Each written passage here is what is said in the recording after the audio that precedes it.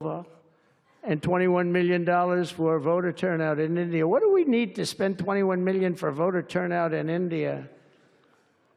Wow, $21 million. I guess they were trying to get somebody else elected. Well, we ought to tell the Indian government, because when we hear that Russia spent about $2 in our country, it was a big deal, right? They took some internet ads for $2,000. This is a total breakthrough. $21 million for India elections. इस statement की एक एक line delusion, suspense और curiosity create करती है। Donald Trump का ये सीधा हमला है भारतीय लोकतंत्र पर।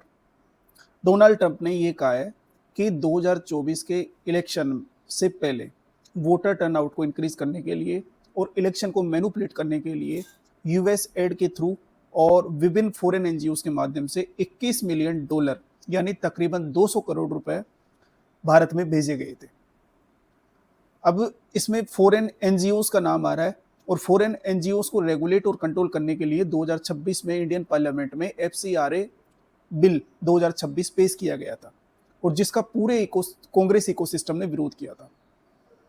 और इसीलिए ये सारा कनेक्शन जाके अपोजिशन के साथ कनेक्ट हो जाता है, क्योंकि बाहर से फंडिंग हुई है। इसका मतलब ये है कि रूलिंग पार्टी को अपदस्त करने के लिए ये सारा फंड अपोजिशन के लिए किया गया था। लेकिन डोनाल्ड ट्रंप का ये स्टेटमेंट पूरी तरीके से प्रोपेगेंडा और एक नैरेटिव के बेस पे संचालित किया गया है, जिसमें आधा सत्य होगा और फिर बाकी सब कुछ जनता की कल्पनाओं पे छोड़ दिया जाता है। और वो सबसे ज्यादा खतरनाक होता है। आप लगाते रहो लांछन किसी और के ऊपर, आप लगातार क्वेश्चन करते रहो, लेकिन रियलिटी या धरातल के बारे में आपको कभी पता ही नहीं लगेगा। This is something big. Donald Trump's hidden truth. Media आपको वो सच कभी नहीं बताएगी। ये जितने भी प्रोपेगेंडा और नैरेटिव संचालित होते हैं ना, ये सिर्फ आपकी सोच को मैनिपुलेट करने के लिए किए जाते हैं।